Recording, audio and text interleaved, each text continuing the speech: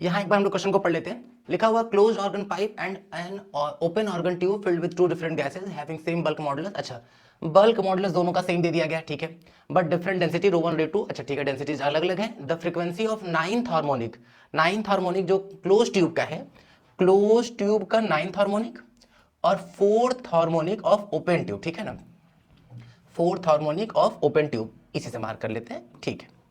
लिखा है if the length of the close tube is this, density का ratio दे दिया गया है, तो पूछा जा रहा है कि जो ओपन ट्यूब है उसका लेंथ कितना है। सबसे पहली बात बहुत ना एकदम बेसिक चलते ताकि हम लोग को पहले कुछ एक आइडिया लग जाए। सबसे पहले हम लोग क्लोज ट्यूब की बात करते हैं।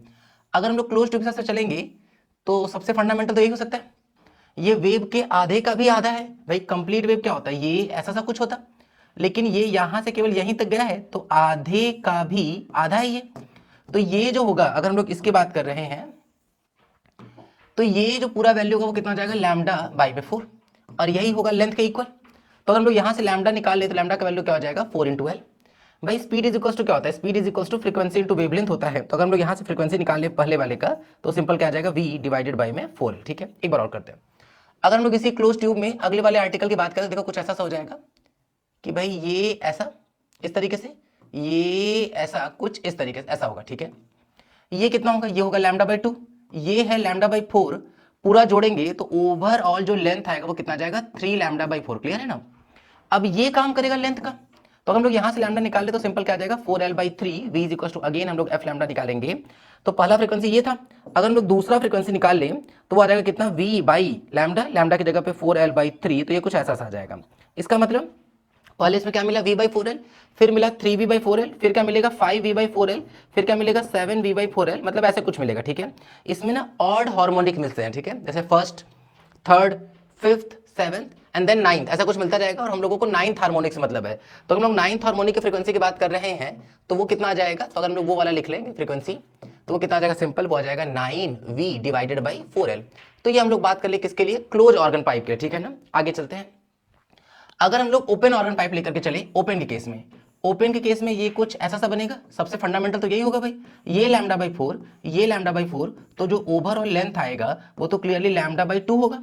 अब लैम्डा बाई 2 काम करेगा इस पूरे लेंथ के बराबर, तो हम लोग यहाँ पे एल लिख लेंगे, तो लैम्डा का जो वैल्यू आएगा वो सिंपल कितना आ जाएगा, वो आ जाएगा 2l।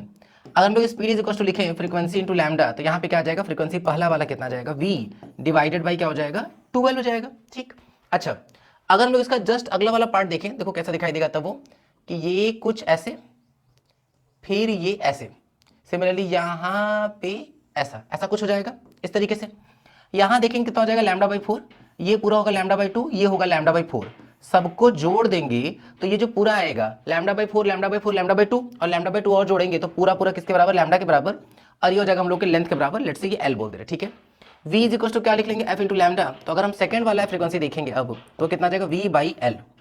कंपैरिजन करने के लिए हम ऐसा करते हैं, ऊपर नीचे 2 से मल्टीप्लाई कर देते हैं। अब क्या दिख रहा है, अब हम लोगों को ये दिख रहा है कि जब यहाँ पे पहला फ्रीक्वेंसी हम लोग देख रहे हैं तो फर्स्ट फ्रीक्वेंसी कितना, v by 2l, second frequency कितना है, 2v by 2l, v by 2l, 2v by 2l, 3v by 2l and so on. तो इस तरीके से कहानी चलती जाएगी। तो इसमें कोई भी हार्मोनिक मिस नहीं हो रहा है, यहाँ पे सारे हार्मोनिक मिलेंगे, ऑड भी, इवन भी, सब, ठीक है ना। तो अगर हम लोगों को यहाँ बोला गया, यहाँ साफ साफ हम लोगों से बोला गया कौन सा हार्मोनिक, फोर्थ हार्मोनिक। फोर्थ की बात करेंगे अगर, तो फर्स्ट, सेकंड, थर्ड और फोर्थ जो हो जाएगा वो कितना जाएगा, 4v बाई में 2l, ठीक। अब ये फ्रीक्वेंसीज आपस में इक्वल, यही बोला गया हम लोगों से प्रश्न हम लोगों से साफ साफ बोला गया कि frequency of ninth harmonic identical है fourth harmonic of open tube के साथ, तो दोनों को इक्वल कर दे रहे हैं। 9v बाई 4l को 4v बाई 2l के, 9v बाई 4l को, 9v बाई 4l को किसके साथ इक्वल करेंगे, 4v बाई 2l के साथ, तो इक्वल कर देंगे 4v divided by 2l, clear ना। दोनों के करस्पॉन्डिंग चल रहे हैं भाई, दोनों का बल्क मॉडुलस सेम है लेकिन डेंसिटी तो अलग अलग है ना, लेंथ भी अलग अलग है, तो इसको हम v1 v1 मान ले रहे हैं, इसको हम v2 v2 लिख ले रहे हैं, ठीक है। अब ध्यान देते हैं ना, 2 से कटेगा यहाँ पे 2, 4 2 जा 8, तो 9v1 is equals to 8v2 into में क्या आ जाएगा, L1 बाई में L2, ठीक है। ये ध्यान रखेंगे कि ये वाला जो है हम लोग किसके लिखे, क्लोज वाले के लिए लिखे, ठीक है, क्लोज, और ये वाला जो लिखे वो ओपन वाले के लिए लिखे ना, ओपन, ठीक।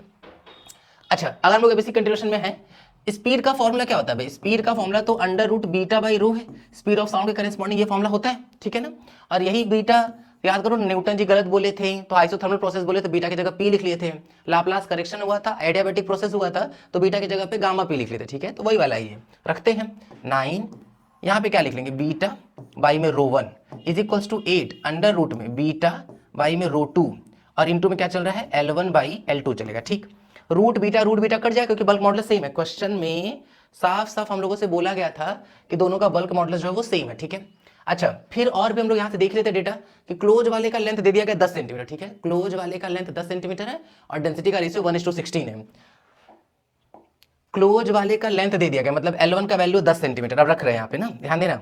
ऐसा करते हैं 9/8 रो 1 वाले को इधर ले आते हैं, तो रूट तो है ही, root row 1 by rho 2, L1 का वैल्यू है 10 और डिवाइडेड बाई L2 ही तो पता लगाना है, L2 को उधर भगा दे रहे हैं। L2 is equals to 8/9 into rho 1 by rho 2 कितना है, रो 1 बाई रो 2 जो है 1/16 है। तो अगर हम लोग यहाँ पे रख देंगे 1/16 तो रूट से जब बाहर आएगा तो कितना आ जाएगा 1/4 और इनटू में ये कितना चल रहा है, ये तो 10 ही चल रहा है भाई, 4 2 जा 8, तो जो L2 का वैल्यू आ जाएगा वो सिंपल कितना आ जाएगा, वो आ जाएगा 20 डिवाइडेड बाई 9 सेंटीमीटर। क्लियर है ना, तो इस तरीके से कहानी जाएगी भाई। तो 20/9 मतलब इसका ऑप्शन नंबर 3 ठीक हो जाएगा।